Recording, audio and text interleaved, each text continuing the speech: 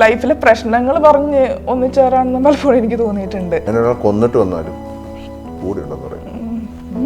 പറയും എണ്ണ വെച്ചിട്ട് ചട്ടി പിന്നെ വെക്കണ്ടേ. പിന്നെ നിങ്ങൾ തിരുവനന്തപുരം സ്റ്റൈലായിരിക്കില്ല ഞങ്ങളുടെ എണ്ണ ചൂട് കഴിയുമ്പോൾ ഇതെല്ലാം കൂടി ഇടും, എന്നിട്ട് എന്തെങ്കിലും കാണിക്കും, ഇങ്ങനെ കാണിക്കും. തിളച്ചു വരുമ്പോ മീനിട്, കറിയായിട്ട് ചോറ് കൂട്ടി ചിങ്ങി. അതൊന്നും പേടിക്കേണ്ട ആവശ്യം. ഗ്രീഷ്മയിൽ കണ്ട ക്വാളിറ്റീസ്, അഖിൽ കണ്ട ക്വാളിറ്റീസ്. ഒരു ക്വാളിറ്റി ഇല്ല. ദേഷ്യം വന്നാൽ രണ്ടുപേരും ചെയ്യുന്ന കാര്യങ്ങൾ എന്താണ്?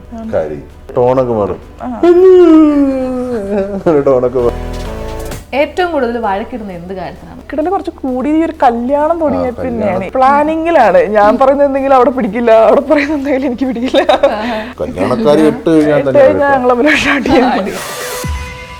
പുള്ളിക്കാരുടെ കൊളാബിൽ ജീവിച്ചോണ്ടിരുന്ന ആളാണ് ഞാൻ. കുറെ നാൾ മുമ്പ് സത്യം പറഞ്ഞാൽ ഇവർക്ക് കൊളാബ് കൊടുത്തവർക്കൊക്കെ നന്ദി പറയണം ഞാൻ.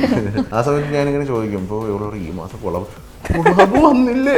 പിന്നെ ഞങ്ങൾ രണ്ടുപേരും കൂടെയാണ് ഇപ്പൊ കൊളാബ് പിടിക്കുന്നത്. ഒരു പോസ്റ്റ് ഇട്ട് എല്ലാവരും അറിയിച്ചു നോക്കാം. ഒരു റിലേഷൻഷിപ്പ് ആണ്, എന്ത് വേണമെങ്കിലും സംഭവിക്കാം. ഞങ്ങൾ തമ്മിൽ ബ്രേക്കപ്പ് ആയി കഴിഞ്ഞാൽ പിന്നെ അതിനൊരു എക്സ്പ്ലനേഷൻ ആയിട്ട് ഞാൻ പറയണം. അല്ല, എനിക്കത് അപ്പൊ ഇത്രേ എന്താ പറയുക, ഗ്രീഷ്മയൊക്കെ ഇത്ര ഇൻട്രോവേർട്ട് ആയിട്ട് നിൽക്കുമ്പോഴേ എൻഗേജ്മെന്റ് ദിവസം എങ്ങനെ ആയിരിക്കും ഞാൻ ഇങ്ങനെ ആലോചിക്കുമായിരുന്നു. കാരണം എൻഗേജ്മെന്റ് എന്തായാലും കുറച്ച് ആൾക്കാരുണ്ടായിരിക്കുമല്ലോ, നിങ്ങളായിരിക്കും സെന്റർ ഓഫ് അട്രാക്ഷൻ. എന്തായിരിക്കും ആ ദിവസത്തെ അവസ്ഥ? കുറച്ച് പ്രശ്നമായിരുന്നു എനിക്ക്. തുടക്കമൊക്കെ വലിയ കുഴപ്പമുണ്ടായില്ല. കുറച്ചേരം കഴിഞ്ഞപ്പോഴൊക്കെ എന്റെ എന്താ ആ ചിരി അങ്ങ് പോകാൻ തുടങ്ങി. നല്ല പെയിൻ ഉണ്ടായിരുന്നു പിറ്റേ ദിവസം. എപ്പോഴും ചിരിച്ച് നിൽക്കണം. ഈ ഫോട്ടോഗ്രാഫേഴ്സ് ഒക്കെ പറയും ചിരി പോകുന്നു ശരിക്കും. കുറച്ചൊരു സമയം കഴിയുമ്പോൾ നമ്മുടെ ചിരി ഓട്ടോമാറ്റിക് ആയിട്ട് പോകും. നമുക്ക് എന്നെ മടുത്തു കൊടുക്കുക. അപ്പൊ ഇവരിങ്ങനെ പറയും ചിരിക്കെന്ന് പറയും.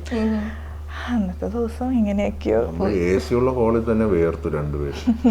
കാരണം ഈ ടെൻഷൻ വരുമ്പോൾ നമ്മൾ വേർത്തു. കാരണം ഇത്രയും പേര് നമ്മളെ നോക്കുന്നു. നമ്മൾ എന്ത് ചെയ്താലും അവിടെ നിന്ന് തുമ്മിയാൽ പോലെ ഇവരായിരിക്കും ഫസ്റ്റ് കാണുന്നത്. അപ്പൊ നമ്മൾ ഭയങ്കരമായിട്ട് കോൺഷ്യസ് ആയിട്ട് അത്രയും പേര് മതി ആ ഫീല്. നമ്മുടെ നമ്മുടെ സെർമണി എല്ലാം കഴിഞ്ഞതിന് ശേഷം ഈ ഭക്ഷണത്തിന്റെ പരിപാടിക്ക് വിട്ടത്. അപ്പൊ അത് ഇടയ്ക്ക് ഭക്ഷണം കൂടെ ഉണ്ടായിരുന്നെങ്കിൽ അത്രയും എല്ലാരും നമ്മളെ നോക്കി. അവരും പറയൂ ഇതൊന്ന് കഴിഞ്ഞിരുന്നെങ്കിൽ കഴിക്കായിരുന്നു അവരും പറയുന്നുണ്ട്. കുറച്ച് ലേറ്റ് ആയിട്ടൊക്കെ ഫംഗ്ഷൻ തുടങ്ങി.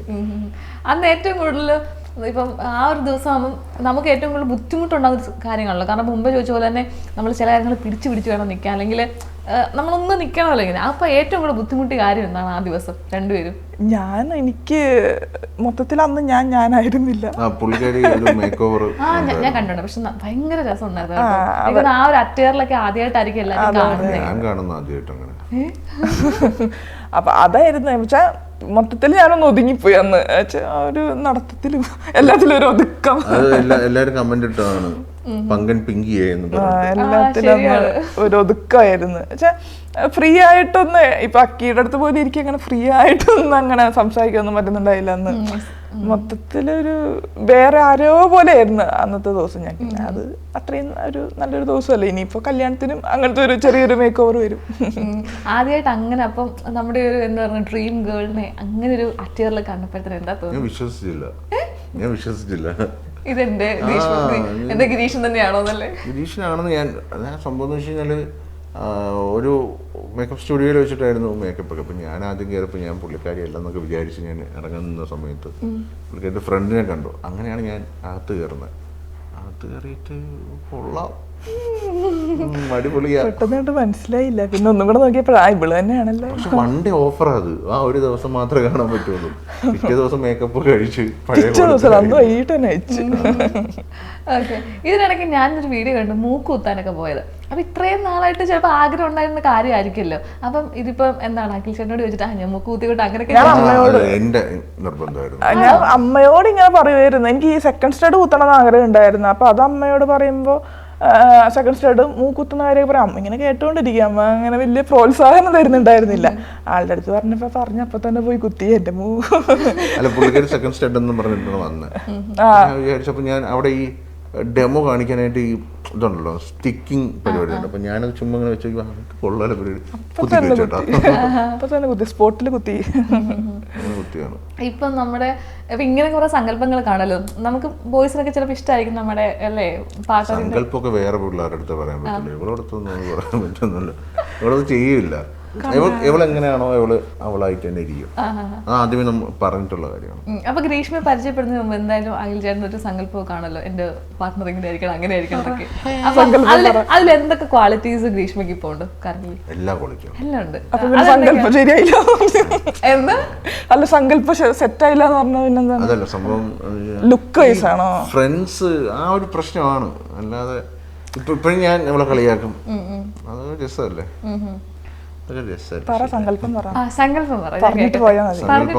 എനിക്ക് എൻ്റെ ലൈഫിൽ തന്നെ എനിക്ക് ഏറ്റവും ഇഷ്ടമുള്ള എൻ്റെ പ്രൊഫഷനാണ് സിനിമ. അതാണ് ഇഷ്ടം, അതിനെ സപ്പോർട്ട് ചെയ്യുക. അതാണ് ഞാൻ കണ്ടിട്ടുള്ള ഏറ്റവും സിനിമയാണെന്നാണ് പറയുന്നത്. അതാണ് അതെന്തുകൊണ്ട് ഇത്ര നാൾ എന്നോട് പറഞ്ഞില്ല. അപ്പോൾ അതിനെ സപ്പോർട്ട് ചെയ്യുക, അതാണ് മെയിൻ ക്വാളിറ്റി ഞാൻ കണ്ടിട്ടുള്ളത്. അത് വേണോടെ നമുക്കൊരു കരിയറിലോട്ട് മുന്നോട്ട് പോകണമെങ്കിൽ ഒരു സപ്പോർട്ടിങ് ആയിട്ടുള്ള ഒരു പാർട്ണർ വേണം. അത് കിട്ടുന്ന ഭയങ്കര ഭാഗ്യമാണ്, പലർക്കും കിട്ടില്ല. ഇപ്പോൾ ചിലർക്കുള്ളതെന്ന് വെച്ച് കഴിഞ്ഞാൽ കുറച്ചൊരു ടൈം കഴിയുമ്പോൾ ചോദിക്കും, നിങ്ങളെന്തിനാ ഈ പരിപാടിക്ക് പോകുന്നത്, നിങ്ങളെ കൊണ്ട് ഇതൊന്നും പറ്റത്തില്ല. അങ്ങനെ പറഞ്ഞു കഴിഞ്ഞാൽ ഉറപ്പായിട്ടും അയാൾക്ക് മുന്നോട്ട് പോകാൻ പറ്റില്ല. ആരായാലും ഇപ്പോൾ ആണിനായാലും പെണ്ണിനായാലും സപ്പോർട്ട് ചെയ്യാൻ ഒരാളുണ്ടെങ്കിൽ ഉറപ്പായിട്ട് മുന്നോട്ട് പോകാൻ പറ്റും. അതൊരു ഫീലാണ്, അതിൻ്റെ ഒരു ഫീൽ വേറെയാണ്. നമ്മളെ ഏറ്റവും കൂടുതൽ സപ്പോർട്ട് ചെയ്യുന്ന ആൾ നമ്മുടെ പാർട്ണറും കൂടെ ആകുമ്പോൾ ലൈഫേ അടിപൊളിയായിരിക്കും കേട്ടോ. അതാണ് ഞാൻ കണ്ടിട്ടുള്ള ഏറ്റവും നല്ല ക്വാളിറ്റി. അറിഞ്ഞിരുന്നില്ല അല്ലേ? ഇനി എന്നെ പറ്റി സത്യം പറഞ്ഞ ഇത് തന്നെയാണ് എനിക്ക് പറയാനുള്ളത്. കാരണം ഞങ്ങൾ രണ്ടുപേരും ലൈഫിലൊരു പോയിന്റിൽ ഇങ്ങനെ എന്താ ഈ കേൾക്കാൻ ഒരാൾ ഏതൊരു സിനിമയുടെ ഡയലോഗ് ഉണ്ടല്ലോ, കേൾക്കാൻ ഒരാളുടെ വേണമെങ്കിൽ നല്ലതാണ്. അതില്ലാത്ത തന്നെയാണ് ഞങ്ങൾക്ക് രണ്ടുപേർക്കും പ്രശ്നം. ഇപ്പം ഞാനാണെങ്കിലും ഇതുപോലെ ഈ ഒരു ഒറ്റയ്ക്ക് എവിടെയെങ്കിലും വെച്ചാൽ അവിടെ ഇരിക്കുന്ന ഒരു സ്വഭാവമായിരുന്നു എനിക്ക്. ഇപ്പോൾ വീഡിയോസ് ചെയ്തു തുടങ്ങിയ സമയത്താണെങ്കിലും ഞാൻ ചെയ്യുന്നതിന് എനിക്കൊരു ലിമിറ്റേഷനുണ്ട്. ഈ ഫിലിം പ്രൊമോഷൻസ് ഒന്നും ഞാൻ തുടക്കം ചെയ്യാറുണ്ടായിരുന്നു, എനിക്ക് പേടിയായിരുന്നു, ഞാൻ ചെയ്യില്ലായിരുന്നു. അമ്മയുടെ അടുത്ത് പറഞ്ഞാൽ അത് വേണോ, അതൊക്കെ നമുക്ക് പറ്റും, അതാണ് അമ്മയുടെ ആൻസർ. അപ്പം ഞാൻ പിന്നെ വേറെ ഒന്നും, കാരണം എനിക്ക് വേറെ ആരോടും പറയാനില്ല. ഞങ്ങൾക്ക് അമ്മനോട് പറയുന്ന അമ്മയുടെ സൈഡിൽ നിന്ന് ഇങ്ങനെ ഒരു ആൻസർ വന്നു കഴിഞ്ഞാൽ പിന്നെ ഞാനത് അവിടെ സ്റ്റോപ്പ് ചെയ്യും. അത് കഴിഞ്ഞ് പിന്നെ അക്കി വന്നേ പിന്നെയാണ് അക്കിയുടെ അടുത്ത് ഇതൊക്കെ പറയുമ്പോൾ അക്കി ഒന്നും ആലോചിക്കുന്നില്ല, നീ ചെയ്യ് എന്നേ പറയുന്നുള്ളൂ. അതിപ്പോൾ എന്ത് കാര്യമാണെന്നുണ്ടെങ്കിൽ ഇപ്പം എനിക്കൊരു ഇഷ്യൂ വന്നു കഴിഞ്ഞാലും അക്കിയുടെ അടുത്ത് പറയുമ്പോൾ ഞാനുണ്ട്, നീ ഒന്നും പേടിക്കണ്ട, ഞാനുണ്ട്, ഞാൻ നോക്കിക്കോളാം എന്ന് പറയാം. ഇത് തന്നെയാണ് ഞാനൊരു പാർട്ട്ണറിൽ നിന്ന് എക്സ്പെക്ട് ചെയ്യുന്നതും. ഇപ്പം ഞാൻ നിൽക്കുന്ന ഫീൽഡിൽ ഇങ്ങനത്തെ ഉള്ള ഇഷ്യൂസ് എനിക്ക് പലപ്പോഴും ഫേസ് ചെയ്യേണ്ടി വന്നേക്കാം. വേറൊരാളാണെങ്കിൽ ചിലപ്പോൾ അത് അക്സെപ്റ്റ് ചെയ്യാൻ പറ്റുന്നില്ല. വേറൊരു പ്രൊഫഷനിൽ നിൽക്കുന്ന ഒരാളെ ഞാൻ കല്യാണം കഴിക്കുകയാണെന്നുണ്ടെങ്കിൽ ആൾക്കാർ അത്രത്തോളം ചിലപ്പോൾ അക്സെപ്റ്റ് ആവണം എന്നില്ല. ഇതെല്ലാം പറഞ്ഞ് മനസ്സിലാക്കി കൊടുത്ത് കല്യാണം കഴിച്ചു വരുമ്പോഴൊക്കെ. അപ്പോൾ ആളുടെ അടുത്ത് എനിക്ക് അങ്ങനെ പ്രത്യേകിച്ച് ഒന്നും പറയേണ്ടി വന്നിട്ടില്ല. ഇതൊക്കെ ഇങ്ങനെയൊക്കെ ആയിരിക്കും, ആൾക്കറിയാം ഇതൊക്കെ ഇങ്ങനെയൊക്കെയാണ്. സംസാരിച്ചില്ലേ നമ്മൾ ആ ഫ്രണ്ട്സായിട്ട് സംസാരിക്കുന്ന തുടക്കമൊക്കെ ഞാൻ എന്റെ പ്രാരബ്ധം പറയും. അതെ അതെ, കുറെയൊക്കെ നമ്മൾ കൂടുതൽ നമ്മുടെ ഈ ലൈഫിലെ പ്രശ്നങ്ങൾ പറഞ്ഞ് ഒന്നിച്ചേരാണെന്ന് പലപ്പോഴും എനിക്ക് തോന്നിയിട്ടുണ്ട്. ഞാൻ പറയും എനിക്ക് ഇങ്ങനെ ഫേസ് ചെയ്യേണ്ടി വന്നിട്ടുണ്ട്. അപ്പൊ എനിക്ക് എന്തോ ഒരു ശോകാവസ്ഥയായിരുന്നു. അക്കി ഫേസ് ചെയ്യേണ്ടി വന്നതിനൊക്കെ കുറച്ചും കൂടെ ഒരു ലോ വേഷനിലുള്ള സംഭവമാണ് ഞാൻ ഫേസ് ചെയ്യുന്നത്. അപ്പൊ പലപ്പോഴും എനിക്ക് അക്കി പറയുന്ന കാര്യങ്ങൾ, അക്കിയുടെ പ്രശ്നങ്ങൾ എനിക്ക് മനസ്സിലാക്കാൻ പറ്റും, ഞാൻ പറയുന്നത് ആൾക്കും മനസ്സിലാക്കാൻ പറ്റും. ഇപ്പൊ നിങ്ങളുടെ ഒരു സങ്കല്പം അല്ലെങ്കിൽ പാർട്ട്നേഴ്സിനെ പറ്റി പറഞ്ഞു. ഇപ്പൊ ഇതേപോലെ ഞാൻ ചിന്തിക്കുന്നത്, ഇപ്പൊ കല്യാണമൊക്കെ വരുമ്പോൾ ഫാമിലിയുടെയും കൂടെ ഒരു എന്താ പറയുക ഒത്തുചേരലാണല്ലോ. അപ്പൊ എന്തായാലും ഗ്രീഷ്മയുടെ അമ്മയ്ക്കും അച്ഛനും ഇങ്ങനൊരു മരുമകൻ, അല്ലെങ്കിൽ ചേട്ടന്റെ അമ്മയ്ക്ക് ഇങ്ങനൊരു മരുമകൻ, അങ്ങനെയൊക്കെ എന്തെങ്കിലും കാണുമല്ലോ. അപ്പൊ എന്തായിരിക്കും ഒരു വൈബ് എന്നാണ് അഖിൽ ചേട്ടൻ വിചാരിക്കുന്നത്? ഇപ്പൊ വീട്ടിലേക്ക് കൊണ്ടുവരുമ്പോൾ അമ്മയും നല്ല കമ്പനിയാണ്, അച്ഛനുമായിട്ടും ഭയങ്കര കമ്പനിയാണ്. ഞാനും അവളുടെ അമ്മയായിട്ട് ഭയങ്കര അച്ഛനുമായിട്ട് കമ്പനി. പ്രിയപ്പെട്ട മരുമകനാണ്, അച്ഛനായിട്ട് ഭയങ്കര കമ്പനിയാണ് അക്കി. അവളുടെ അമ്മ അച്ഛനെ വിളിക്കുന്നതിനെ കൂടെ ഞാൻ വിളിക്കുന്നുണ്ടായിരിക്കും. അങ്ങനെ പരസ്പരം ആ ഒരു കമ്പനി അത് തന്നെയാണ്. ഒരു എന്താ ഫ്രണ്ട്സ് അല്ലേ നമ്മള്. ഓക്കെ, ഇപ്പൊ ഈ കല്യാണമൊക്കെ ആകുമ്പോഴത്തേക്കിന് മെയിനായിട്ട് നമുക്ക് ഇപ്പൊ കേൾക്കേണ്ട ഒരു ക്വസ്റ്റ്യൻ ആണ്, കുക്കിംഗ് പഠിക്കണം, അല്ലെങ്കിൽ നീ എന്തിനൊക്കെ പഠിക്കുക, അടുക്കളയിൽ കയറും, എന്തിനും വായിക്ക് രുചിയായിട്ട് എന്തെങ്കിലും ഉണ്ടാക്കി കൊടുക്കണ്ടേ, അങ്ങനെയൊക്കെ ഇപ്പൊ വീട്ടിൽ നിന്ന് പറയാറുണ്ടോ? വീട്ടിൽ കല്യാണത്തിന് മുമ്പേ പറയാറുണ്ട്. ഇപ്പൊ കുറച്ച് കുറച്ചൊക്കെ കുക്കിങ്ങിൽ കോൺസെൻട്രേറ്റ് ചെയ്ത് തുടങ്ങി. ആണോ? അതിപ്പോ ആള് വല്ല വർക്കിനൊക്കെ പോയി കഴിഞ്ഞാൽ പട്ടിണി കിടക്കാൻ പറ്റില്ല. എനിക്ക് പ്രശ്നമില്ല, ഞാൻ കുക്ക് ചെയ്യും. ഞാൻ ഒറ്റയ്ക്ക് താമസിച്ച് ശീലമുള്ളതാണ്, ഞാൻ എല്ലാം കുക്ക് ചെയ്യും. ജീവിച്ചു പോവാൻ വേണ്ടി ആവശ്യമായിട്ടുള്ള കുക്കിങ്ങുകൾ ഞാനിപ്പോ പഠിച്ചുകൊണ്ടിരിക്കുകയാണ്. ഞാൻ ഈ ചെറിയ ചെറിയ തോരൻ, വലിയ വലിയ പരിപാടി എനിക്കറിയാം. ഇപ്പൊ ബിരിയാണി അങ്ങനത്തെ പരിപാടികളൊന്നും എനിക്കറിയില്ല കേട്ടോ. ചെറിയ അത്യാവശ്യം ജീവിച്ചു പോകാൻ വേണ്ട ക്യാരറ്റ് തോരൻ, ബീട്രൂട്ട് തോരൻ, അച്ചിങ്ങ, അങ്ങനത്തെ ഒക്കെ പരിപാടി. പിന്നെ പിന്നെ മീൻ കറി, മീൻ വറുത്തത്, ഇത്രയും മതി. തൽക്കാലത്തേക്ക് ഇത്ര മതി, ബാക്കി നമുക്ക് പിന്നെ പഠിക്കാം. അയ്യോ വേണ്ട, ഉണ്ടാക്കാൻ അമ്മ പറഞ്ഞു കൊടുക്കും. അമ്മ പറഞ്ഞു അതിട് അതിട് ഇത് പറഞ്ഞു കൊടുക്കും.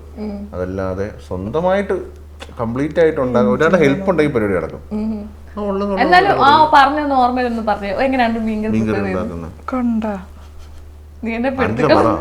എണ്ണ ഒഴിക്കുക, എണ്ണ ഒഴിച്ചിട്ട് പിന്നെ ചട്ടി പിന്നെ വെക്കണ്ടേ, പിന്നെ അടുപ്പിലോട്ട് നേരിട്ട് എണ്ണ ഒഴിക്കും. ചട്ടിയിൽ എണ്ണ ഒഴിക്കുക. നിങ്ങൾ തിരുവനന്തപുരം സ്റ്റൈലായിരിക്കില്ല ഞങ്ങളുടെ. ആ പ്രശ്നമുണ്ട്. നിങ്ങളവിടെ എങ്ങനെ എണ്ണ വെച്ചിട്ടാ? എണ്ണ വെച്ചിട്ട് നമ്മള് ഉള്ളി, വേപ്പില, ഇഞ്ചി ഇടുന്നുണ്ടല്ലേ കുറച്ച്. എണ്ണ ചൂടായി കഴിയുമ്പോൾ ഇതെല്ലാം കൂടി ഇട്. എന്നിട്ട് എന്തെങ്കിലും കാണിക്കും, ഇങ്ങനെ കാണിക്കും. കടുക് ഞങ്ങൾ ഇടില്ല. വേണമെങ്കിൽ അമ്മനെ വിളിച്ച് ചോദിച്ചു, ഞങ്ങൾ കടുക് ഇടില്ല. സത്യം ഞങ്ങൾ എന്നിട്ട് അതിങ്ങനെ വയറ്റി അത് ഒന്ന് വഴണ്ടി വരുമ്പോ ഇതിനു മുമ്പുണ്ടല്ലോ തേങ്ങ ചിരണ്ടി വെച്ചാ, തേങ്ങ ചിരണ്ടിട്ട് പിഴിഞ്ഞെടുക്കണം. തേങ്ങാപ്പാൽ വേണ്ട പിന്നെ, അല്ലെങ്കിൽ മൊത്തത്തിലിട്ടാലും കുഴപ്പമൊന്നുമില്ല എന്ന് തോന്നുന്നുണ്ട്. അന്ന് എന്തെങ്കിലും ചെയ്യും. എന്നിട്ട് അപ്പൊ തേങ്ങ ചിരണ്ടി മാറ്റി വെച്ചോട്ടാ, അടിച്ചു വെക്കണം കേട്ടാ. ഓക്കെ, ഇപ്പൊ എവിടെ എത്തി? അത് കഴിഞ്ഞിട്ട് നമ്മളല്ലേ മുളക് പൊടി, മഞ്ഞപ്പൊടി, പോരെ? മല്ലിപ്പൊടി ഇടില്ല. മല്ലിപ്പൊടി ഇടാറില്ലല്ലോ. ഗരം മസാല ഇടുവോ? ഇത് മീൻകറിയിൽ വേണ്ടേ? ഗരം മസാല ഇടുവോ? നീയല്ലേ മീൻകറി ഉണ്ടാക്കുന്നേ? എന്നാ എന്റെ മീൻകറിയിൽ ഞാൻ ഇടാറില്ല. എന്നിട്ട് പിന്നെ ഇടുവോ? ഇല്ല, തൽക്കാലം ഇടണ്ടാന്ന് നോക്കുക, എന്നിട്ട് ആവശ്യമുണ്ടെങ്കിൽ ഇടാം. എന്നിട്ട് അതിട്ട് ഇങ്ങനെ വഴറ്റ. ഉലുവ ഇടുവോ? ഉലുവ വേണമെങ്കിൽ ഇട്ടാൽ മതി, ഉലുവ നിർബന്ധമൊന്നുമില്ല. അത് തിരുവനന്തപുരത്ത് ഇടുമായിരിക്കും, ഞങ്ങളുടെ ഇവിടെ ഒന്നും ഇടാറുന്നില്ല. ഓക്കെ, അതിനുശേഷം നമ്മൾ അരച്ചു വെച്ചിരിക്കുന്ന ഒഴിച്ചാ, എന്നിട്ട് അത് തിളച്ചു വരുമ്പോ മീനിട്ട് വേവിക്ക്. ഞാനെന്ത് പറയാ, കറിയായിട്ട് ചോറ് കൂട്ടി ചിന്നി. പുളി ഞാൻ പറയാൻ മറന്നു കേട്ടാ. പുളി നമ്മൾ ആദ്യമേ ഒന്നും ഇങ്ങനെ പിഴിഞ്ഞിങ്ങനെ വെക്കണമായിരുന്നു. ഉണ്ടായിരുന്നു, അവിടെ എടുത്ത് വെച്ച് പറയാൻ പറഞ്ഞു. അത്രേ ഉള്ളൂ. അഖിൽ ചേട്ടൻ എന്റെ കാര്യത്തിലൊരു തീരുമാനമായി. ഇല്ല, ഞാനത് യൂട്യൂബൊക്കെ നോക്കിയിട്ട് സെറ്റാക്കി തരാം. യൂട്യൂബ് ഉണ്ടല്ലോ, പിന്നെ തന്നെ പേടിക്കണെന്തിനാ? സെറ്റ്. പിന്നെ ആ നേരത്ത് കുക്ക് ചെയ്യുമ്പോ അമ്മനെ വിളിച്ചു നോക്കിയിട്ടാണെങ്കിൽ എനിക്ക് കുക്ക് ചെയ്യാവുന്നല്ലേ ഉള്ളൂ. അതൊന്നും പേടിക്കേണ്ട ആവശ്യമില്ല. അല്ല, അക്കി വീട്ടിലുള്ളപ്പോ എന്തായാലും അക്കി കുക്ക് ചെയ്യേണ്ടി വരും, നല്ല രീതിക്ക് കഴിക്കണം എന്നുണ്ടെങ്കിൽ. അല്ലെങ്കിൽ കുഴപ്പമില്ല. ചേട്ടന് കഴിക്കണമെങ്കിൽ ചേട്ടൻ തന്നെ ഉണ്ടാക്കി കഴിക്കേണ്ടി വരും. ഓക്കെ, അപ്പൊ ഞാനൊരു നിങ്ങളൊരു റാപ്പിഡ് ഫയർ ക്വസ്റ്റ്യൻ റൗണ്ടിലേക്ക് കൊണ്ടുപോവാണ്. നിങ്ങൾക്കുള്ള ക്വസ്റ്റ്യൻസ് ആണേ, ചോദിക്കട്ടെ? മുമ്പേ നമ്മൾ ചോദിച്ചു, ഫസ്റ്റ് ക്വസ്റ്റ്യൻ അതായിരുന്നു, ഗ്രീഷ്മയിൽ കണ്ട ക്വാളിറ്റീസ്, അഖിൽ കണ്ട ക്വാളിറ്റീസ്. അപ്പൊ അതിൽ ഒരു വൺ വേർഡിലൊന്ന് പറഞ്ഞേ. Rapid fire. ഒരു ക്വാളിറ്റി സപ്പോർട്ട് ചെയ്യാൻ ഞാനൊരാൾ കൊന്നിട്ട് വന്നാലും കൂടെ ഉണ്ടെന്ന് പറയും. തിരിച്ച് അഖിൽ ചേട്ടനില് പാഷനേറ്റ് ആണ്. അതായത് ഇപ്പൊ ഇഷ്ടപ്പെട്ട കാര്യം തന്നെ ചെയ്യണം എന്ന് ഉറച്ചു നിൽക്കുന്ന ഒരു മൈൻഡാണ്. അടുത്ത ക്വസ്റ്റ്യൻ, ദേഷ്യം വന്നാൽ രണ്ടുപേരും ചെയ്യുന്ന കാര്യങ്ങൾ എന്താണ്? അതായത് ഭയങ്കരമായിട്ട് ദേഷ്യം വരുമ്പോൾ ചിലർ മറ്റേ ഫുഡായിരിക്കും കഴിക്കുന്നത്, ചിലർ മറ്റേ അവരുടെ അടുത്ത് മാറി ഇങ്ങനെ റൂം അടച്ചിരിക്കും. അപ്പം നിങ്ങൾക്ക് രണ്ടുപേർക്കും ദേഷ്യം വന്നാൽ എന്താ ചെയ്യുന്നത്? ഗ്രീഷ്മ എന്താ ചെയ്യുന്നത് ദേഷ്യം വന്നാൽ? അത് എല്ലാവരുടെ അടുത്തും ഇല്ല. അത് അക്കി ദേഷ്യപ്പെടുമ്പോഴായിരിക്കും ഞാൻ തിരിച്ച് ദേഷ്യപ്പെടുന്നത്. അപ്പൊ അത് ടോണൊക്കെ മാറും.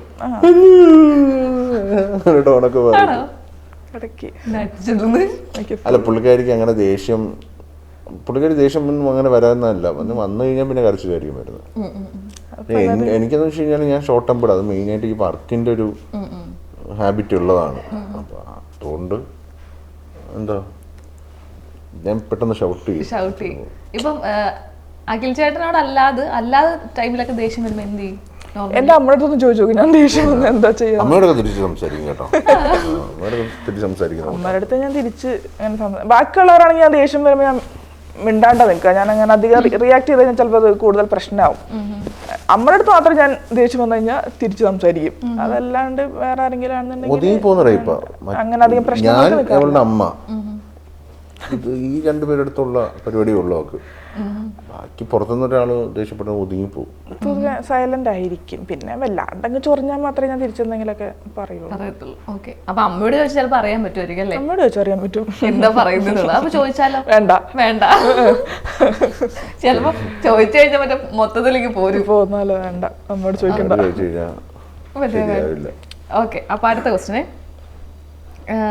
ഏറ്റവും കൂടുതൽ വഴക്കിടുന്ന എന്ത് കാര്യത്തിനാണ് നിങ്ങൾ? സത്യം പറഞ്ഞാൽ ഞങ്ങള് വഴക്കിടല് കുറച്ച് കൂടി ഈ ഒരു കല്യാണം തുടങ്ങിയ പിന്നെയാണ്. പ്ലാനിങ്ങിലാണ്. ഞാൻ പറയുന്ന എന്തെങ്കിലും അവിടെ പിടിക്കില്ല, അവിടെ പറയുന്ന എന്തെങ്കിലും എനിക്ക് പിടിക്കില്ല, അങ്ങനെയാണ്. പുള്ളിക്കാരി പറയും നമുക്ക് അത് ഒഴിവാക്കിക്കൂടെ, ചിലപ്പോൾ അത് എനിക്ക് ഒഴിവാക്കാൻ പറ്റാത്ത കാര്യമായിരിക്കും. ഞാൻ അത് പറയുമ്പോഴും പുള്ളിക്കാരിക്കും അങ്ങനെ.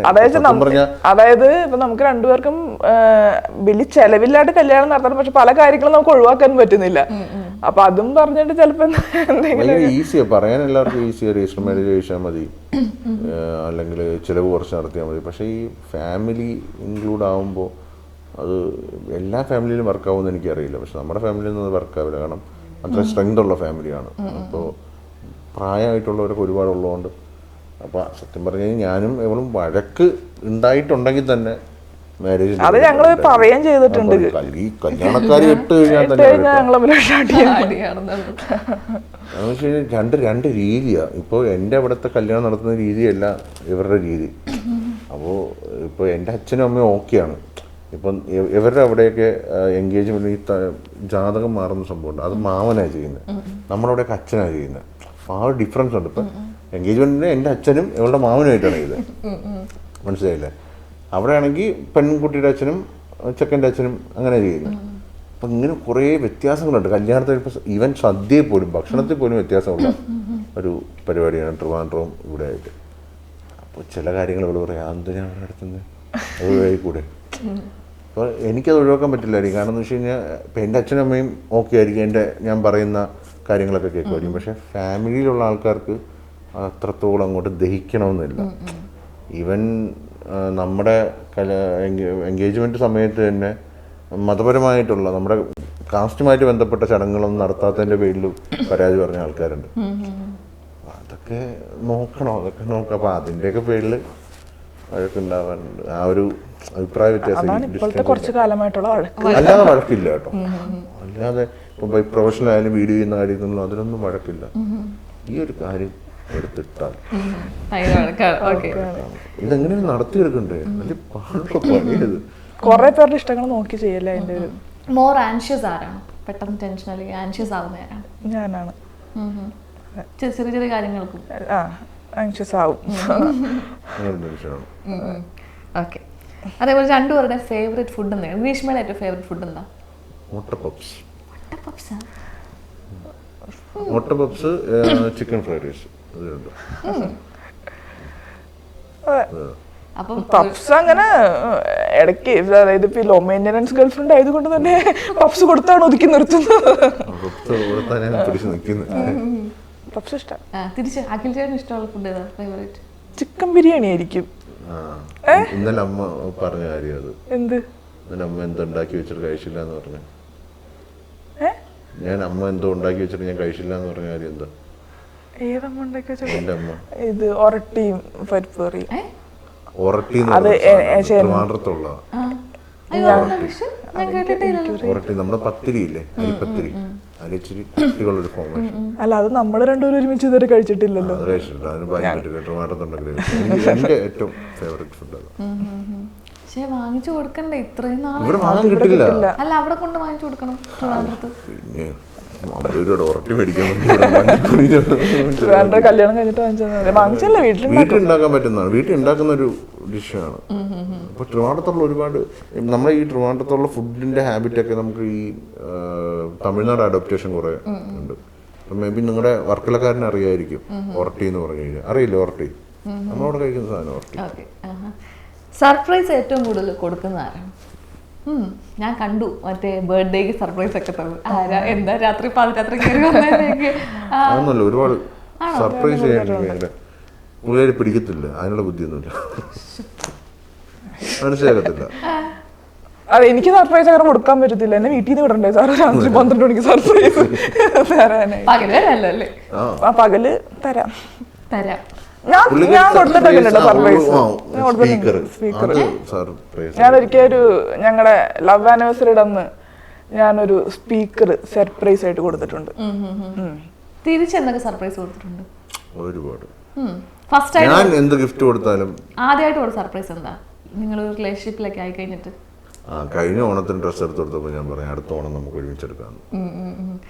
ഇപ്പൊ പെട്ടെന്ന് ഇങ്ങനെ വീട്ടിലൊക്കെ കയറി വന്നപ്പോഴേ എന്തായിരുന്നു അവരുടെ റിയാക്ഷൻ? എനിക്ക് ആദ്യമായിട്ടായിരിക്കല്ലേ ഇങ്ങനെയൊക്കെ ഒരു ബർത്ത്ഡേ സെലിബ്രേറ്റ് ചെയ്യുന്നത്? അയ്യോ, അത് സംഭവം എന്ന് വെച്ച് കഴിഞ്ഞാൽ ഞാൻ പോപ്പർ പൊട്ടിച്ചായിരുന്നു കേട്ടോ. ഞാനത് പൊട്ടത്തില്ലാന്ന് വിചാരിച്ച് പൊട്ടിക്കാൻ നോക്കിയാ അത് പൊട്ടി. ഞാൻ കരുതി അവളുടെ അമ്മ മരിച്ചു വീണു എന്ന് ഞാൻ വിചാരിച്ചു. പുള്ളിക്കാരി ഭയങ്കരമായിട്ട് പേടിച്ചു. അമ്മക്ക് അങ്ങനത്തെ അമ്മ ഒട്ടും പ്രതീക്ഷിക്കുന്നത് നമ്മുടെ ജീവിതത്തിൽ ആദ്യമായിട്ട് ഒരാൾ 12 മണിക്ക് കയറി വന്ന് പറഞ്ഞു. അമ്മ ചോദിച്ചെന്ന് വെച്ച് കഴിഞ്ഞാൽ, ഓ നിങ്ങൾ സിനിമാക്കാരെ പോലെ പ്രേമിക്കുകയല്ലേ എന്ന് ഫസ്റ്റ് ചോദിച്ചു. ഞാൻ കണ്ടു മറ്റേ കറക്കുന്ന കൈയൊക്കെ പിടിച്ച് വീഡിയോ ഇറക്കിയതിന് ശമ്പളം കണ്ടതാ. അല്ല, അപ്പൊ രാത്രി അപ്പൊ ഇവിടെ വന്നിട്ട് എന്നെ വിളിക്കുകയാണ്, ഞാൻ പുറത്തുണ്ട്. അപ്പൊ അമ്മ ഇതെന്തിനിപ്പോ അമ്മക്ക് അതൊക്കെ പുതിയൊരു സംഭവം. റിലേഷൻഷിപ്പിൽ ഈ കാര്യത്തിൽ ഞങ്ങൾ അടിപൊളിയാണല്ലോ എന്ന് സ്വയം തോന്നിയ ഒരു കാര്യം എന്താണ്? ഒരേപോലെ ചിന്തിക്കും.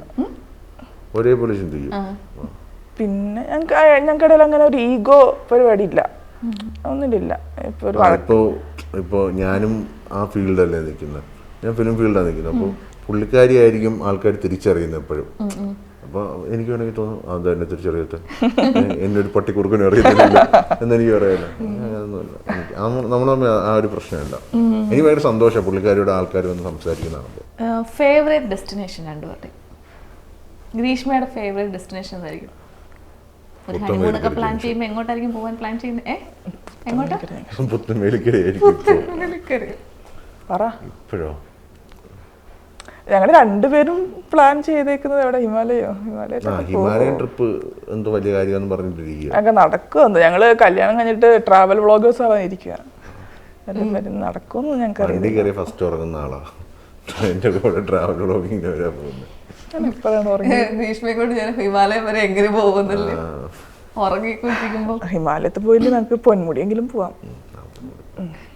ഓക്കെ, അപ്പൊ നിങ്ങളിങ്ങനെ ഈ വെഡിങ് പ്ലാനിങ് ഒക്കെ നടത്തുന്നുണ്ടായിരിക്കുമല്ലോ, എന്തൊക്കെയാണ് മെയിൻ പ്ലാൻസ് വെഡിങ്ങിലേക്ക്?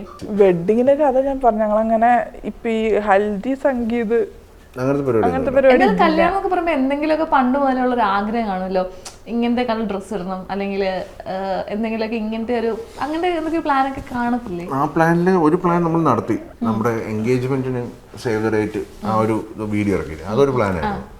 ഞങ്ങൾക്ക് അങ്ങനത്തെ കാര്യങ്ങളാണ് കുറച്ചുകൂടെ ഇൻട്രസ്റ്റിങ്. അതായത് ആളുകൾ കാണുമ്പോൾ വീഡിയോസ് കുറച്ച് നല്ല രീതിയിൽ ചെയ്യും. ഇപ്പം എനിക്കങ്ങനെ ഡ്രസ്സിങ് എനിക്കങ്ങനെ ഒരു വലിയ ഞാനങ്ങനെ ഒത്തിരി നോക്കി വെക്കുകയും എങ്ങനെ കാലങ്ങളോളം അതിനെപ്പറ്റി റിസർച്ച് ചെയ്ത് അങ്ങനത്തെ പരിപാടിയൊന്നും എനിക്കില്ല. ഡ്രസ് കൊളാബ് അങ്ങനെയൊക്കെ കിട്ടുന്നു. സത്യം പറഞ്ഞാൽ ഒരു സമയത്ത് പുള്ളിക്കാരുടെ കൊളാബിൽ ജീവിച്ചോണ്ടിരുന്ന ആളാണ് ഞാൻ. എന്തെങ്കിലും ഫിനാൻഷ്യൽ സ്ട്രഗിൾസ് ഒക്കെ വരുമ്പോ ഞാൻ ഹെൽപ്പ് ചെയ്യാറുണ്ട്. ഒരു ടൈമില് ഈ ഇപ്പോഴല്ല, ഫ്രണ്ട്സ് ആയിട്ടിരുന്ന സമയത്ത് കുറെ നാൾ മുമ്പ് സത്യം പറഞ്ഞാൽ ഇവർക്ക് കൊളാബ് കൊടുത്തവർക്കൊക്കെ നന്ദി പറയണം ഞാൻ. ആ സമയത്ത് ഞാനിങ്ങനെ ചോദിക്കും, ഇപ്പോൾ എവിടെ പറയും ഈ മാസം കൊളാബ് വന്നില്ലേ, ഞാൻ പട്ടിണിയാവേ. ആ ഇപ്പൊ ഒരു 1.5 വർഷം 2 വർഷം മുമ്പ് 2 വർഷം മുമ്പുള്ളൊരു അവസ്ഥ. ഇവളുടെ കൊളാബ് കംപ്ലീറ്റ്ലി ഡിപ്പെൻഡ് ചെയ്ത് ജീവിച്ചുകൊണ്ടിരുന്ന ഒരു സമയമുണ്ട് എനിക്ക്. അപ്പോൾ അന്ന് എന്താ അതിനുശേഷം പിന്നെ ഇപ്പൊ കൊളാബൊക്കെ കിട്ടുന്നുണ്ടോ കുഴപ്പമില്ല. പിന്നെ ഞങ്ങൾ രണ്ടുപേരും കൂടെയാണ് ഇപ്പൊ കൊളാബ് പിടിക്കുന്നത്. അഖിൽ ചേട്ടന് കുറച്ച് ഫ്രണ്ട്സിനെ എനിക്കറിയാവേ. അപ്പോൾ ഞാൻ അഖിൽ ചേട്ടൻ്റെ കാര്യങ്ങളൊക്കെ ചോദിച്ചപ്പോൾ ഇങ്ങനെ ഫ്രണ്ട്സൊക്കെ എന്നോട് പറഞ്ഞു 2 വർഷം മുമ്പേ ഇവർ ഫോട്ടോ ഇട്ടായിരുന്നു. അപ്പം ഞങ്ങൾ ചോദിച്ചു ഏടാ ഇതേതാ ഈ കുട്ടി? അപ്പൊ എന്നോട് പറഞ്ഞു എന്റെ ഫ്രണ്ടാണ്.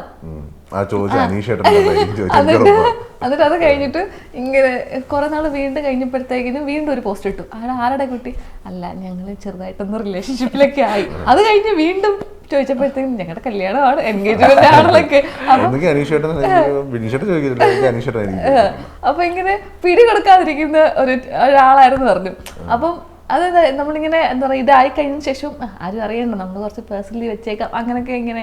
അതെ, ഇപ്പൊ ഞാനിപ്പോ ഒരു വീഡിയോ ക്രിയേറ്റർ ആയിരുന്നു. ഇപ്പൊ ഞാൻ ഇപ്പൊ 2 വർഷം മുമ്പ് ഞാൻ എന്റെ റിലേഷൻഷിപ്പ് പബ്ലിക്കായിട്ട് ഞാൻ എല്ലാവരുടെ പറഞ്ഞിപ്പോ ഒരു പോസ്റ്റ് ഇട്ട് എല്ലാവരും അറിയിച്ചെന്ന് വെക്കാം. ഒരു റിലേഷൻഷിപ്പ് ആണ്, എന്ത് വേണമെങ്കിലും സംഭവിക്കാം. ഇപ്പൊ ഇൻ കേസ് ഞങ്ങൾ തമ്മിൽ ബ്രേക്കപ്പ് ആയി കഴിഞ്ഞാൽ പിന്നെ അതിനൊരു എക്സ്പ്ലനേഷൻ ആയിട്ട് ഞാൻ പറയണം എന്തുകൊണ്ട് അടിയായി. ഇപ്പൊ പല ക്രിയേറ്റേഴ്സും അങ്ങനെ സംഭവിക്കുന്നുണ്ട്. അല്ല, എനിക്കത് എന്റെ ഒരു പേഴ്സണൽ സ്പേസ് ആയിരുന്നു, എനിക്കത് എല്ലാവരുടെ പറയണം. അത് സത്യം പറഞ്ഞ അക്കിക്കും നല്ലതാണ്. ഇപ്പൊ വേറെ പെണ്ണിനെ കിട്ടുമായിരുന്ന ഞാനായിട്ട് റിലേഷൻഷിപ്പ് ഉണ്ടെന്ന് പറഞ്ഞിട്ട് എങ്ങനെ ബ്രേക്കപ്പ് ആയാല് 2 പേർക്ക് സേഫ് ആണത്. അതുകൊണ്ടാണ് എന്റെ ഒരു പേഴ്സണൽ സ്പേസിൽ ഞാൻ വെച്ചു, അത്രേ ഉള്ളൂ. ഇപ്പൊ ആ ഒഫീഷ്യലി മൈൻഡുള്ള പോസ്റ്റ് ഐഡി ഒരെണ്ണം കൂടെ കണ്ടു, എന്നെ കെട്ടിക്കാൻ നടന്നവരൊക്കെ എന്തിനുള്ളത്. കാരണം അത് നിങ്ങൾ ഫേസ് ചെയ്ത് ചോദിക്കാം, ചോദ്യങ്ങളൊക്കെ ആയിരിക്കില്ല. അതുകൊണ്ടാണ് അങ്ങനെ ഒരു ക്യാപ്ഷൻ ഇട്ട്, എന്നെ കെട്ടിക്കാൻ നടന്നവരൊക്കെ എന്തി. പുള്ളിക്കാരി നമ്മൾ അന്ന് ഒഫീഷ്യലി മൈൻഡ് എന്ന് പറഞ്ഞ് ഞാൻ ഇട്ടപ്പോ ഞാൻ ഒരുപാട് പേര് രോദന കേൾക്കുന്നത്, എന്തിനാ കല്യാണം കഴിക്കാൻ പോയിന്ന് പക്ക നെഗറ്റീവ്. ഇപ്പൊ എന്താ ഒരാൾ പറയും, ഒരാൾ 2 പേര് കല്യാണം കഴിയുമ്പോ കൺഗ്രാറ്റ്സ് അടിപൊളി കപ്പിൾ. ഇത് അയ്യോ നിനക്കിത് പറഞ്ഞിട്ടുള്ള പണിയല്ല, നീ കല്യാണം കഴിക്കണ്ട ഭീഷ്മയോട് പറയുന്നത്. ഭീഷ്മ ജീവിതത്തിലേ കല്യാണം കഴിക്കില്ല എന്ന് വിചാരിച്ചിരിക്കുന്ന ഒരുപാട് ആൾക്കാരുണ്ടായിരുന്നു. അങ്ങനെ കുറെ പേര് എക്സ്പെക്ട് ചെയ്തു. കൂടുതലും സ്ത്രീകളാണ്. ഇപ്പൊ എന്റെ ഒരു പ്രൊഫൈൽ ഇൻസൈറ്റ് കൂടുതലും സ്ത്രീകളാണ് ഫോളോ ചെയ്യുന്നത്. എനിക്ക് പേഴ്സണലി മെസ്സേജ്, അതായത് കല്യാണത്തെ പറ്റി ഞാൻ പറയുന്നതിന് മുമ്പ് എനിക്ക് പേഴ്സണലി മെസ്സേജ് വരുമായിരുന്നു, എന്ത് ഇത്രയും പ്രായമായിട്ട് എന്താ കല്യാണം കഴിക്കാത്ത എന്നൊക്കെ മെസ്സേജ് വരുമായിരുന്നു. കല്യാണം ഉറപ്പിച്ച് കഴിഞ്ഞതിന് ശേഷം എനിക്ക് വരുന്ന മെസ്സേജ്, എന്തിനാ ഇത്രയും പെട്ടെന്ന് കല്യാണം കഴിച്ചേ, ഒരു ലോജിക്കില്ല, പ്രശ്നമാണ്. അങ്ങനത്തെ മെസ്സേജുകൾ വരുന്നത്. ഇപ്പൊ എന്തോ അവർ പലർക്കും എന്തോ അക്സെപ്റ്റ് ചെയ്യാൻ പറ്റുന്നില്ല, ഞാൻ കമ്മിറ്റഡ് ആയി. ഒരാള് തന്നെ ഇത് രണ്ടും ചോദിച്ചിട്ടുണ്ട്. ഒരാള് തന്നെ ഞാൻ ആലോചിച്ചു, മറ്റേ കരിങ്കാളിയിലെ ആ ഫീലാണ് നമുക്ക്. ഫസ്റ്റ് ചോദിച്ചു എന്താ കല്യാണം ഒന്നും കഴിക്കുന്നില്ലേ, ഇത്രയും പ്രായമായില്ലേ. പിന്നെ അതിനുശേഷം പുള്ളിക്കാരുടെ മെസ്സേജ് എന്ന് വെച്ച് കഴിഞ്ഞാൽ ഇത് നേരത്തെ ആയി പോയില്ലേ, അങ്ങനെ എന്തോ വേണ്ട അങ്ങനെ ചോദിക്കുന്ന ആൾക്കാരുണ്ട്. അതേപോലെ എന്നോട് അഖിൽചേട്ടൻ്റെ കാര്യം പറഞ്ഞു, അഖിൽചേട്ടൻ ഇങ്ങനെ ഇടയ്ക്കിടയ്ക്ക് പോയി കാലെടുത്തോണ്ട് വരുന്ന ആളാണ്. കാല് അത് അല്ലേ, ഇങ്ങനെ എവിടെ പോയാലും അവർ ഓരോ കാലം ഓടിച്ചോണ്ട് വരും. ഇങ്ങനെ എന്തോ ഒരു 2 തവണ ഫ്രാക്ചർ ആയിട്ടുണ്ട്. അത് ആക്ച്വലി ഒരു തവണ ഫ്രാക്ചർ ആവുന്ന കുഞ്ഞമണി ഹോസ്പിറ്റൽ എന്ന് പറയുന്ന പടത്തിന്റെ സെറ്റ് വെച്ചിട്ട് അത് ഓടെ വീണതാണ്. ഓടയിൽ കാല് എന്ന് വെച്ച് കഴിഞ്ഞാൽ മഴ പെയ്തിട്ട് നിൽക്കുമ്പോഴേ നമുക്ക് അറിയാൻ പറ്റില്ല കുഴിയാണോ. അപ്പൊ ആ സമയത്ത് കുറച്ചുകൂടെ വെയിറ്റ് ഉണ്ടായിരുന്നു, ഇപ്പൊ വെയിറ്റ് കുറച്ചുകൊണ്ടിരിക്കും. അന്ന് കാലൊടിഞ്ഞായിരുന്നു. എൻ്റെ റൈറ്റ് ലെഗിന്റെ ചെറുവിരലിന് താഴോട്ടൊരു ബോണുണ്ട്, അത് പൊട്ടി. അതിനുശേഷം ന്യൂ ഇയറിന്റെ അന്ന് എനിക്ക് അതാണ് ന്യൂ ഇയറിന്റെ അന്ന് ഞാൻ കിടന്നുറങ്ങാണ്. അപ്പോൾ രാത്രി ഒരു 1:30 ആയപ്പോ ഒരു കോള്. ഞാൻ വിചാരിച്ചു ഏട്ടൻ പാവന്റെ ഏട്ടൻ ന്യൂ ഇയർ വിഷ് ചെയ്യാൻ വേണ്ടിട്ട് വിളിക്കാൻ. എടുത്തപാടെ വാട്സപ്പ് നോക്ക് ഒടിഞ്ഞ കാലിന്റെ ഫോട്ടോ. എനിക്ക് അന്ന് വന്ന അത് ആക്ച്വലി ഞാനും നമുക്കൊന്ന് സെലിബ്രേഷൻ ഉണ്ടായിരുന്നു. അപ്പോൾ നമ്മുടെ കളമശ്ശേരി ഗ്രൗണ്ട് ഉണ്ട്, അപ്പോൾ മുനിസിപ്പൽ ഗ്രൗണ്ട്. അപ്പോൾ അവിടെ ഈ പടക്കം പൊട്ടിക്കുക, അവിടുത്തെ കുറേ റെസിഡൻസി ആൾക്കാർ പടക്കം പൊട്ടിക്കുക പരിപാടിയൊക്കെ ഉണ്ട്.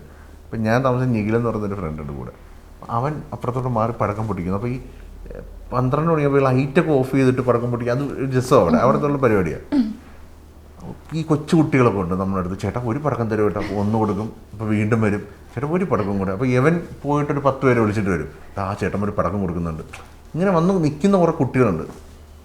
അപ്പോൾ ഇതിൻ്റെ ഇടയിൽ കുറേ പിള്ളേർ അങ്ങോട്ട് ഓടുന്നുണ്ട്. അപ്പോൾ ഞാൻ അവിടെ നിൽക്കുക, ന്യൂ ഇയർ അല്ലേ, നമുക്ക് കുറച്ച് പരിപാടിയൊക്കെ ഉണ്ടായിരുന്നു. അത് കഴിഞ്ഞിട്ട് അവൻ നിഖിലിങ്ങനെ പടക്കം കത്തിച്ചപ്പോൾ ഞാനും ഇപ്പുറത്ത് കത്തിക്കുന്നുണ്ട്, ഒരുമിച്ചാണ് കത്തിച്ച്. ഈ ഒരു കൊച്ചു ചെക്കൻ അവിടെ നിന്ന് ഈ പടക്കം വെച്ചാൽ ഓടി വന്നിട്ട് അവിടുത്തെ പടക്കം കണ്ട് ഓടി തിരിച്ച് പേടിച്ച് ഇവിടെ വന്ന് ഇവിടുത്തെ പടക്കം കണ്ട്, ഞാൻ പൊട്ടിക്കാൻ പോയ പടക്കം കണ്ട് നേരെ എൻ്റെ ദേഹത്തോട്ട് ഒളിഞ്ഞ് കയറി. ഞാനും വീണു, അവനും വീണു. ഞാൻ എണീറ്റപ്പോൾ അവനെ കാണാനില്ല. ഞാൻ ഒരു സ്റ്റെപ്പ് വെച്ചപ്പോൾ നല്ല പെയിൻ, വീണ്ടും പൊട്ടി. ഒടിഞ്ഞു. ഒടിഞ്ഞ കാലം കുറേ വർഷങ്ങളായിട്ട് കുഴപ്പമില്ലായിരുന്നു, 1 വർഷം അടുപ്പിച്ചായി, പക്ഷെ വീണ്ടും ഒടിഞ്ഞു. അതെന്താ പെട്ടെന്ന് ദേഷ്യം വന്നു പറഞ്ഞ കണ്ടപ്പോ?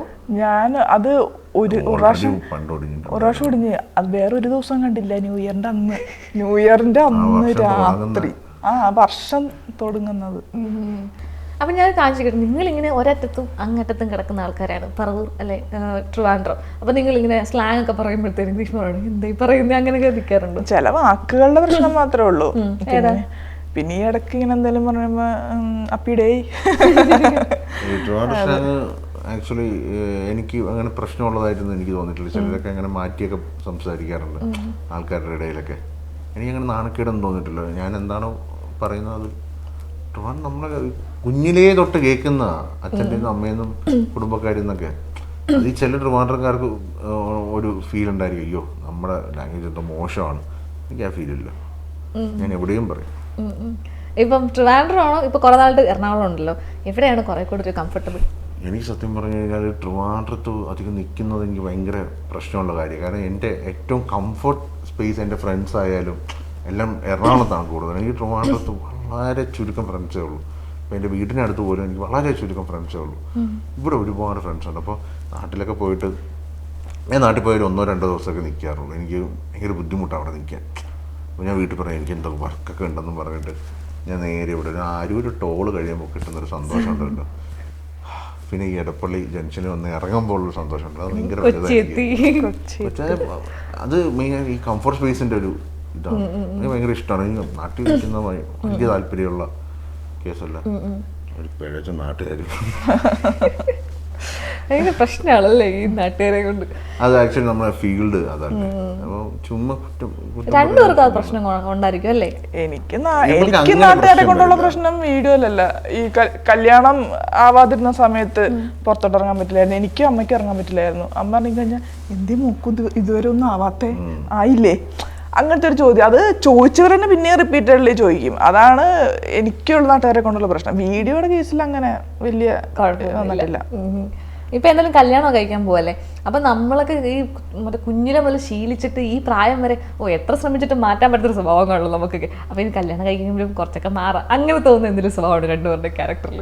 അവനവന് തന്നെ തോന്നുന്നു ഞാൻ ഒന്ന് മാറ്റിയേക്ക, ഇത് കുറച്ചൊക്കെ മാറ്റണം തോന്നുന്നു. അങ്ങനെ അഖിൽച്ചേട്ടൻ കുളിക്കാറില്ല? അങ്ങനെയല്ല, തോന്നുമ്പോ ഒരു ദിവസം സ്കിപ്പ് ചെയ്യുമായിരിക്കും. വെറുതെ അല്ല മറ്റേ വീട് ചെയ്തല്ലേ മാഫി ഒരു ദിവസം സ്കിപ്പ് ചെയ്തെന്ന് പറഞ്ഞിട്ട് എന്താ ചിലപ്പോൾ മറന്നു പോകും കുളിക്കാൻ. ഞാൻ പിന്നെ വിയർക്കാത്തോണ്ട് കുഴപ്പമില്ലെന്ന്. നമ്മൾ വേർക്കത്തൊന്നുമല്ല, വീട്ടിലിരിക്കും എന്തോ വേർക്കാൻ. വർക്കുണ്ടപ്പോഴും വേർക്കൊന്നുമില്ല. അതിനുള്ള സൗകര്യങ്ങൾ എനിക്ക് അങ്ങനെ സ്വഭാവമൊന്നുമില്ല. ഞാൻ സൂപ്പറാ. രാവിലെ എണീക്കുമ്പോൾ ഉള്ള പ്രശ്നം, രാവിലെ എന്റെ വീട്ടിലൊക്കെ രാവിലെ എണീക്കുന്ന ആൾക്കാരാ. രാവിലെ എണീക്കും അമ്മയൊക്കെ. അത് 4 മണി. അമ്മയൊക്കെ 4 മണിക്ക് എണീറ്റിട്ട് ഞാൻ അമ്മയുടെ ഒരു റൊട്ടീൻ അത്. അപ്പൊ ഞാൻ ചുമ്മാ പറയും അമ്മ 4 മണിക്ക് എണീക്കും കേട്ടോ, നീ അമ്മയുടെ കൂടെ എണീക്കണം. 4 മണിയോ? ഞാൻ എന്റെ ലൈഫിൽ 4 മണി കണ്ടിട്ടില്ല. ഞാൻ ആകെ ഈ അടുത്ത എൻഗേജ്മെന്റ് മേക്കപ്പ് ചെയ്യാൻ പോയപ്പോഴാണ് ഞാൻ ആ സമയം കണ്ടേക്കുന്നത്. കണ്ടിട്ടില്ല. എവള് 6 മണി 7 മണി കഴിഞ്ഞിട്ടാ എണീക്കുന്നത്. 7 മണിയൊക്കെ ആവും എനിക്ക്. ഞാൻ 6:30 കണ്ണു തുറക്കും. 7:30 വരെ ഞാൻ കട്ടിൽ കിടന്ന് ഫോൺ നോക്കും.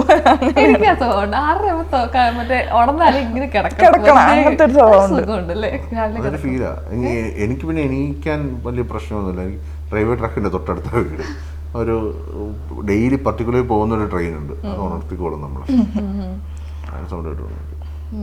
അപ്പൊ എന്താണ് ഫ്യൂച്ചർ പ്ലാൻസ്? ഇപ്പൊ നിങ്ങള് കല്യാണമൊക്കെ കഴിക്കുമ്പോൾ കല്യാണമൊക്കെ എന്നത്തേക്കാ? കൊല്ലം തന്നെ. ഡേറ്റ് അങ്ങനെ ഫിക്സ്ഡ് അല്ല. ഓക്കെ. അപ്പം കല്യാണം കഴിഞ്ഞൊരു സാധാരണ ഇപ്പൊ ഇങ്ങനെയൊക്കെ കോണ്ടന്റ് ക്രിയേറ്റേഴ്സ് ഒക്കെ ചെയ്തത് മെയിനായിട്ട് ഇപ്പൊ അവർ തമ്മിൽ മറ്റേ വീണ്ടും ഒരു കണ്ടന്റ് ഓറിയന്റഡ് കപ്പിൾ ഓറിയന്റഡ് ഒക്കെ മറ്റേ ഇങ്ങനെയൊക്കെ ചെയ്യും. അപ്പൊ അങ്ങനെയൊക്കെയാണോ പ്ലാൻ? എന്താണ് ഇന്ദു സ്റ്റുഡൻസിന്റെ ഫ്യൂച്ചർ പ്ലാൻസ്? എന്താണ് നമ്മുടെ ട്രാവൽ പരിപാടി, വ്ളോഗിങ് ചെയ്യണമെന്ന് പുള്ളിക്കാരിക്ക് താല്പര്യമുണ്ട്.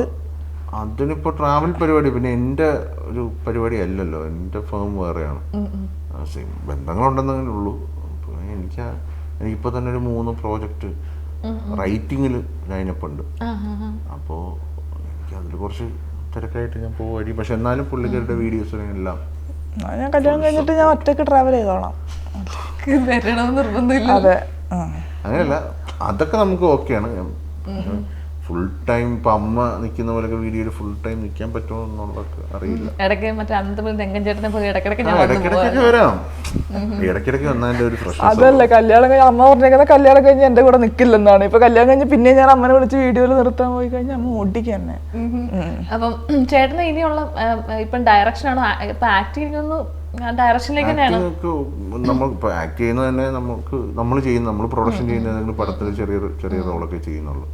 പിന്നെ അപ്പം ഡയറക്ഷനിലേക്ക് തന്നെ ഫോക്കസ് ചെയ്ത്. ഡയറക്ഷനല്ല, ഇപ്പൊ ഞാൻ റൈറ്റിംഗിലാണ് ഫോക്കസ് ചെയ്യുന്നത്. അപ്പോൾ ഇപ്പോൾ ഒരു പ്രോജക്റ്റ് വരുന്നുണ്ട്, അതിന്റെ ഡയറക്ടർ ആനന്ദ് മേനോൻ. ഇപ്പോൾ റീസെന്റ് വാഴ എന്ന് പറയുന്ന ഒരു മൂവി പുള്ളി ചെയ്യുന്നുണ്ട്. ആനന്ദാണ് അതിന്റെ ഡയറക്ടർ. പിന്നെ ആനന്ദ് എന്ന് പറയുന്ന ഒരു ആൾക്ക് വേണ്ടി ഒരു സബ്ജക്റ്റ് എഴുതുന്നുണ്ട്.